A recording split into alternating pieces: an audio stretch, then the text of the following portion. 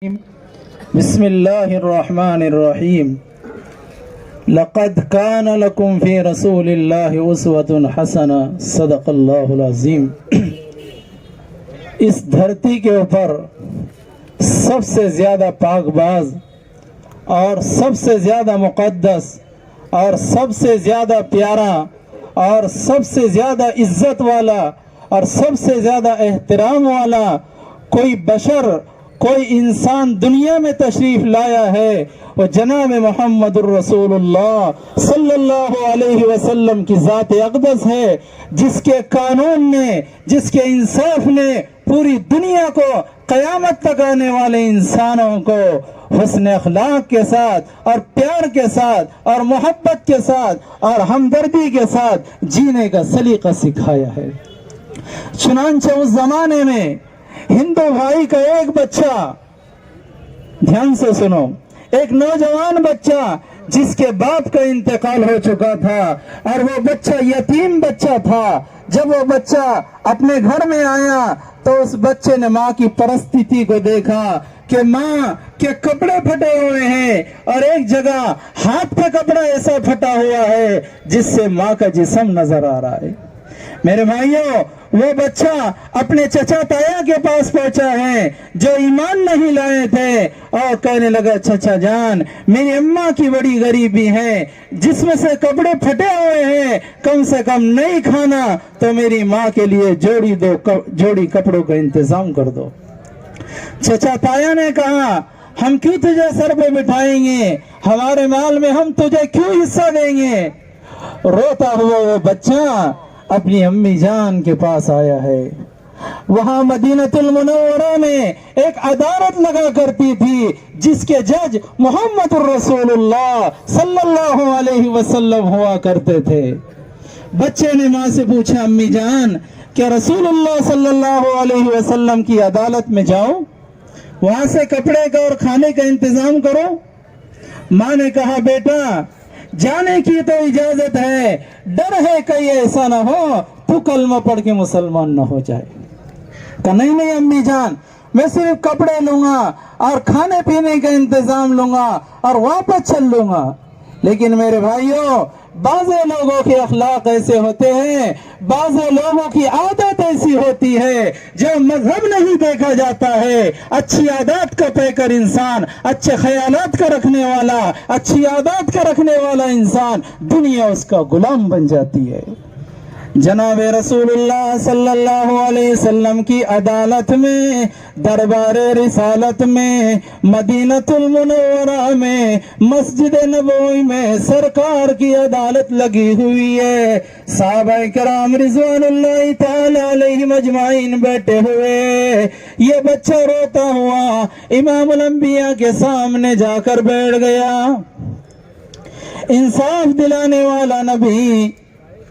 بھید بھاؤ کو مٹانے والا نبی، پیار محبت کا پیغام دینے والا نبی، پوری انسانیت کو اخلاق سنوارنے والا نبی اپنی جگہ سے اٹھ کے کھڑے ہو گئے، اس جوان بچے کے سر پہ ہاتھ رکھا، اس کو سینے سے لگایا، بیٹا کیا مجبوری ہے، کیا پریشانی ہے تیری؟ فرمایا، میں مسلمان نہیں ہوں، میرے گھر میں ایسی غریبی ہے، میرے ماں کے پاس ایک جوڑا ہے، وہ بھی جسم پہ پھٹ چکا ہے، میں آپ کی عدالت سے جوڑی کپڑے کا سوال کرتا ہوں۔ پیارے آقا جناب رسول اللہ صلی اللہ علیہ وسلم نے جو ہے تو اس بچے کے لیے، اس کی ماں کے لیے کپڑوں کا انتظام کیا، کھانے کا انتظام کیا، اپنے صحابہ سے اور عزت کے ساتھ اس بچے کو روانہ کیا ہے۔ جب یہ دیکھا اپنی ماں کے پاس کپڑے لے کر پہنچا ہے، درہم و دینار پیسے ہوتے تھے وہ زمانے میں، وہ لے کر پہنچا ہے، روتا ہوا ماں کے پاس آیا کہ امی جان، ایسے اخلاق کا پیکر نبی، ایسی اچھی عادات والا نبی، ایسا پیار پھیلانے والا نبی جو مذہب بھی نہیں دیکھتا ہے، دکھیوں کو سہارا دیتا ہے، بے سہاروں کو آسرا دیتا ہے، پریشان حال کی مدد کرتا ہے، میری امی جان، اس نبی کا لایا ہوا دین جھوٹا نہیں ہو سکتا۔ امی جان فرمانے لگی بیٹے ایسے دربار سے زیادہ ڈپٹی نہیں ڈھسے نہیں مارے جاتے، مظلوموں کو ستایا نہیں جاتا، چل میرے بیٹے امام الانبیاء کے دربار میں جا کر کلمہ پڑھ کر مسلمان ہو جاتے ہیں۔ ہمارے نبی صلی اللہ علیہ وسلم نے اخلاق بتائے ہیں، بڑوں کے ساتھ پڑوسی جس مذہب کا رہنے والا ہو پڑوسی کے ساتھ حسن اخلاق کرو۔ اور جس مدعے پر ہم جمع ہوئے ہیں، مرنے والی بیٹی مسلمان کی ہو، ہندو بھائی کی ہو، سکھ کی ہو، عیسائی کی ہو، جس مذہب سے تعلق رکھنے والے کی ہو، جب اس کی جسم کے ساتھ کھلواڑ کیا جاتا ہے، اس کے جسم کو بے جان کر کے رکھ دیا جاتا ہے، تو ایسے درندے چاہے ایمان والوں کے اندر ہو، مسلمانوں کے اندر ہو یا ہندو بھائیوں کے اندر ہو، جس مذہب کے اندر ایسے درندے ہیں جن کو انسانوں کی قدر نہیں ہے، ایسے درندوں کو پھانسی کی پھندے پر لٹکانے کی ضرورت ہے۔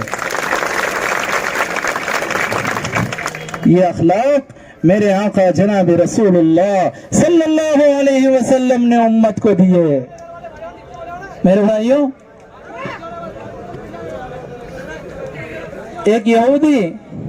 اللہ کے نبی صلی اللہ علیہ وسلم راستے سے جا رہے تھے،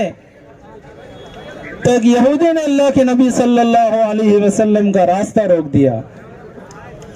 اور راستہ روکنے کے بعد کہا، اے اللہ کے نبی مجھے آپ سے قرضہ لینا ہے، مجھے آپ سے قرضہ لینا ہے۔ اللہ کے نبی نے اس سے قرضہ لیا ہوا تھا۔ آپ کی ایسی عادت تھی، آپ کے دربار میں کوئی غریب آتا تھا، کوئی یتیم آتا تھا، کوئی محتاج آتا تھا، چاہے وہ کسی بھی مذہب سے تعلق رکھنے والا ہوتا تھا، انسانیت کے خاطر آپ صلی اللہ علیہ وسلم اس کی مدد کیا کرتے تھے۔ تو دوستو، اس یہودی نے اللہ کے نبی کو روک لیا، مجھے آپ سے قرضہ لینا ہے۔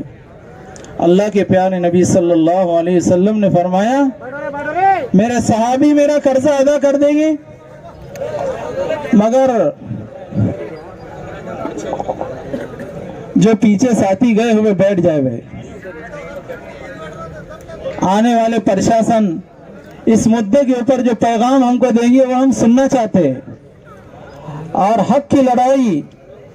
مظلوم چاہے کوئی بھی ہو، مظلوم چاہے کسی بھی مذہب سے تعلق رکھنے والے ہو، مظلوم کو انصاف دلانا ہر مسلمان کی نہیں، دیش میں بسنے والے ہر انسان کی ذمہ داری ہے۔ تو اس یہودی نے کہا، اللہ کے نبی مجھے قرضہ لینا ہے آپ سے۔ فرمایا میرے صحابہ ادا کر دیں گے، مگر انہیں کہا جس کو قرضہ لینا تھا، قرضہ مجھے آپ سے لینا ہے۔ اس وقت آپ کے پاس دینے کو تھے نہیں،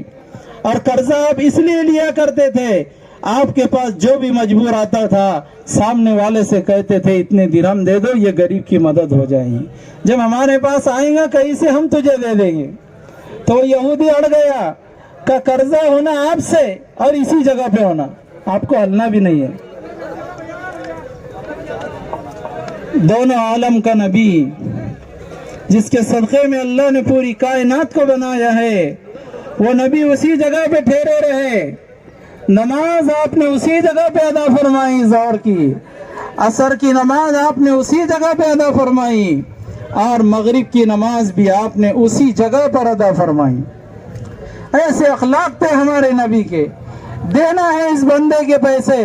کسی کے نہیں چڑھ رہے ہیں، مجھے ہی دینا ہے، تو اب میرے پاس دینے کو ہے نہیں، تو اس نے وہیں پہ روکے رکھا اللہ کے نبی۔ اور جب مغرب کی نماز ہوئی تو یہودی کہنے لگا، یا رسول اللہ کلمہ پڑھا کے مسلمان بنا دیجئے، قرضہ مانگنا مقصد نہیں تھا، میں تو اپنی اچھی عادات کو چیک کرنا چاہتا تھا، میں تمہارے اخلاق کو چیک کرنا چاہتا تھا کہ آپ کے اخلاق کیسے ہیں۔ تو میرے بھائیو، اللہ کے نبی صلی اللہ علیہ وسلم نے انسانیت کا درد دیا ہے، انسانوں کے ساتھ ہمدردی کا معاملہ کرنے کا حکم دیا ہے، بھوکے کو کھانا کھلانے کا حکم دیا ہے، پیاسے کو پانی پلانے کا حکم دیا ہے، اور اپنے صحابہ سے ارشاد فرمایا، میرے صحابہ کھانا کھا کر تم سو گئے، محلے میں محتاج بھوکا سویا تو تمہارا کھانا کھانا حرام ہو جائے گا۔ یہ پیغام اللہ کے نبی صلی اللہ علیہ وسلم نے امت کو دیا ہے۔ تو میرے بھائیوں، ہر لڑائی ہم کو انصاف کے لیے لڑنا ہے۔ اپنا حق قانون کے دائرے میں رہ کر ہم کو اپنا حق وصول کرنا ہے۔ ایسا تو ہو نہیں سکتا کہ مظلوم کو اس کا حق نہ ملے۔ جب ہم حق کے لیے مضبوط کھڑے رہیں گے اور اپنا انصاف مانگیں گے، پوری دنیا میں بسنے والے انسان جس کے ساتھ ظلم ہوتا ہے، پوری دنیا میں بسنے والے ہر انسان کی ذمہ داری ہے کہ مظلوم کو انصاف دلانے کے لیے حق کی آواز کو بلند کرے۔ یہاں مذہب نہیں دیکھا جائے گا، یا مجرم کی نظروں، مجرم کا چہرہ سامنے لایا جائے گا کہ جس مجرم نے انسانیت کے ساتھ کھلواڑ کیا ہے۔ درد دل کے واسطے پیدا کیا انسان کو، درد دل کے واسطے پیدا کیا انسان کو، ورنہ طاعت کے لیے کچھ کم نہ تھے کرو بھیا۔ اللہ کی عبادت کے لیے فرشتے کم نہیں تھے، ایک دوسرے کا دکھ درد بانٹنے کے لیے انسانوں کو اللہ تعالیٰ نے پیدا کیا ہے۔ تو میرے بھائیوں، ہم حسن اخلاق کا مظاہرہ کریں، اپنی عادات کو اچھی بنائیں، انسانیت کو سوکھ پہنچانے کی کوشش کریں۔ انسانوں کے اندر کوئی اگر انسانوں کو دکھ پہنچانا چاہتا ہے، ظلم کرنا چاہتا ہے، انسانوں کو ستانا چاہتا ہے، تو اس سے